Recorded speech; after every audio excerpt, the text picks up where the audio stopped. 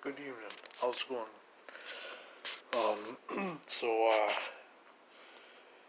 as you will be able to tell by the title of this vid, and without further ado, I'm gonna just go ahead and get straight into the purpose of this video. So, we have here the very first album by Stone Temple Pilots, Core. It came out in September of 1992, the year that I was born.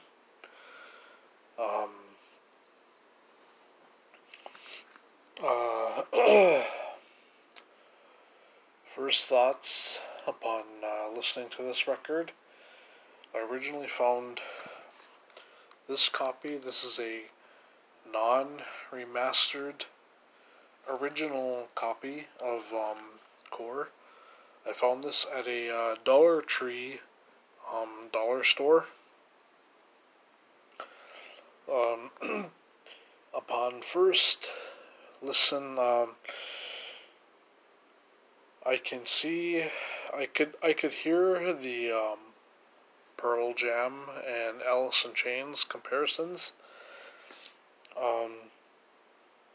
With the first record, it takes about at least, I'd say, about 5 to 6 listens before you can really hear the full band lineup of, Scott Weiland, Robert DeLeo, Dean DeLeo, and Eric Kretz. Before you can hear all of them, coming into their own as their own band, their own record, their own music. This record does have some elements of AIC and Nirvana, and all the typical 90s rock that that has gone with the 90s. Let's see. Personally, my favorite tracks from this record are Wicked Garden and Piece of Pie, Plush, of course. I mean, who the hell doesn't like Plush?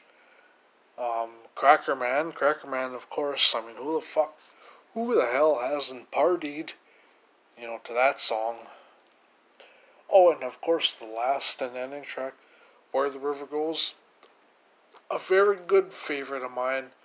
I'm not like most fans. I'm not like most typical mainstream listeners. I like the ending track. Where the River Goes. And don't get me wrong, Dead and Bloated is a good one too. I like that one too. But yeah, this copy. This is the as far as I know, this is in the original copy. This is not a remastered one.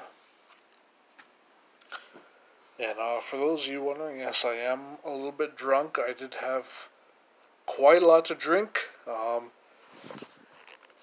you can see, there's my drink, a Bush beer.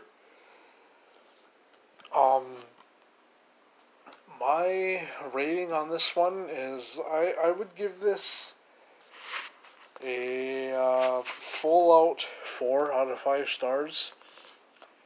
For its time, it was a straight, hard rocking record. Yes, a lot of people would compare it to, the sound of Alice in Chains and Pearl Jam and Nirvana, considering its time. And like I said, I listen to this, I play this a lot. I am a fucking hardcore STP fan. This record, the amount of times I listen to that one, the Core, I can't even explain. But I hear the AIC influences. I hear the Nirvana. I hear the Pearl Jam shit. But, after a certain amount of times, you can tell that this was a band that really, came into their own. They didn't really need to copy. They weren't really copying anyone. It was just, influence, Sure, they got influence from, bands like Kiss and Aerosmith and AC/DC and whatnot, but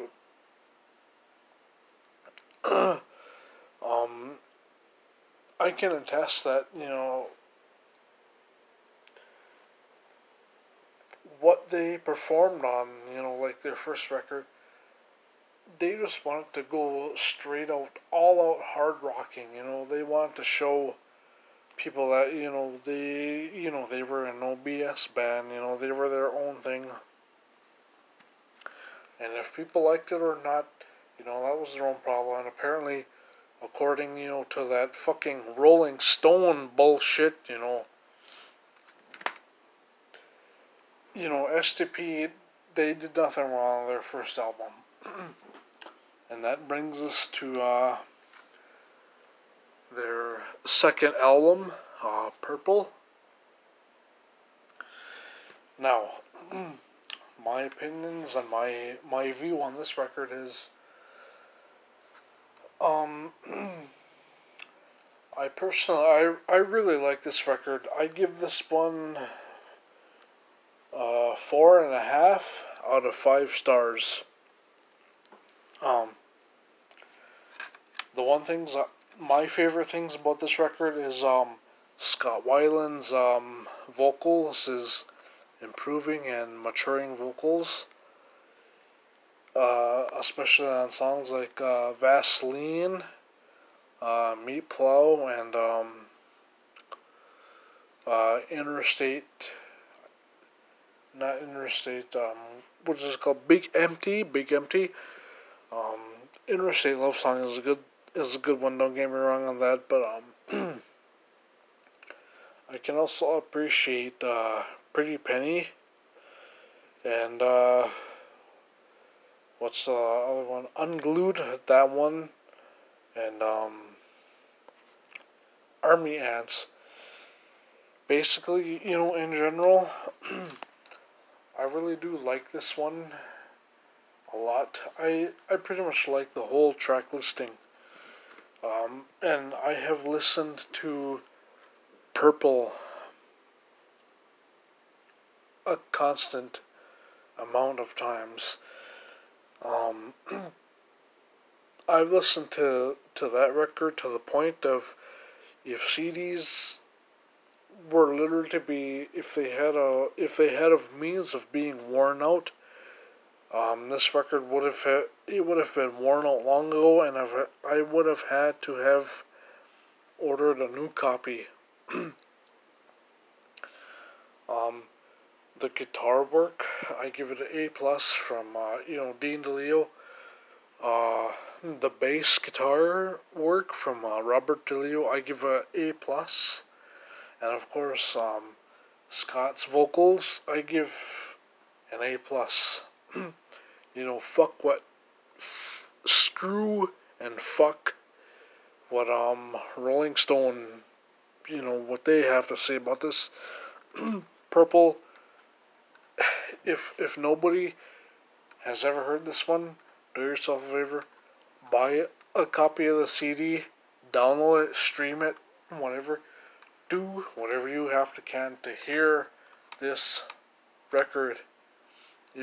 It's life changing. Now,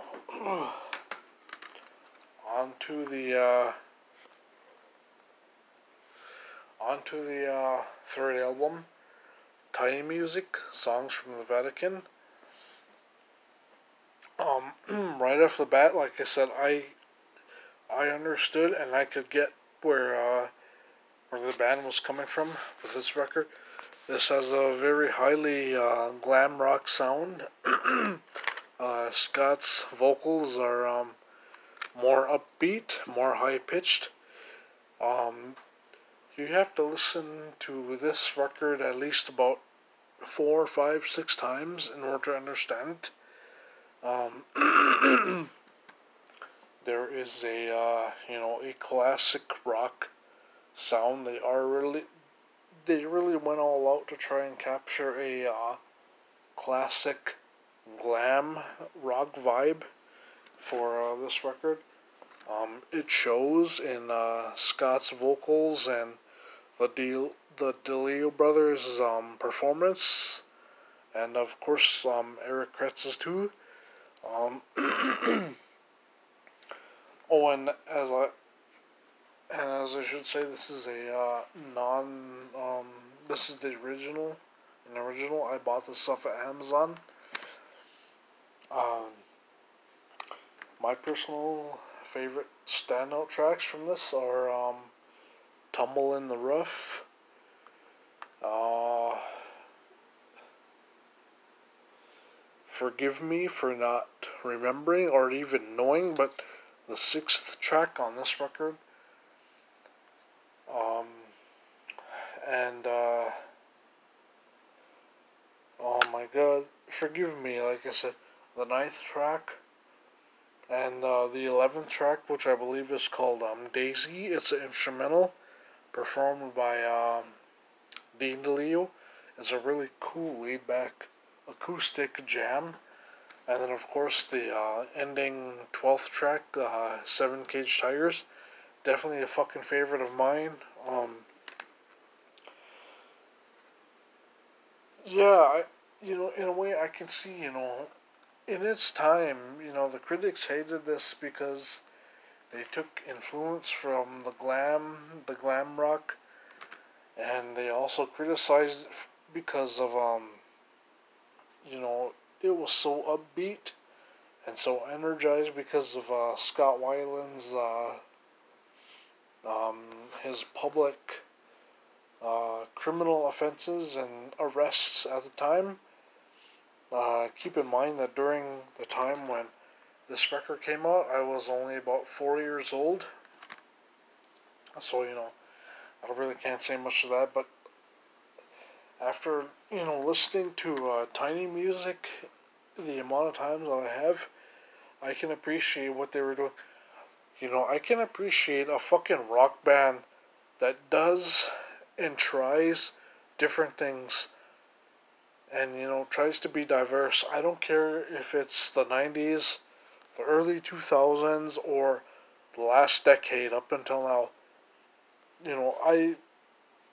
I fucking love music. I love all music, and I can appreciate anybody who fucking experiments or goes out of their boundaries, out of their elements, just to, do something new and experimentative. And we'll leave it at that with this. I give this record, same thing, 4 out of 5 stars. Here, I don't know, what do you think? Shall I take another swig of beer? Nah, I'm fucked up already. Just earlier on, I went through a full 6-pack of White Claw hard seltzers, and then this beer, that beer is like my, I don't know, my third, fourth one, I don't know.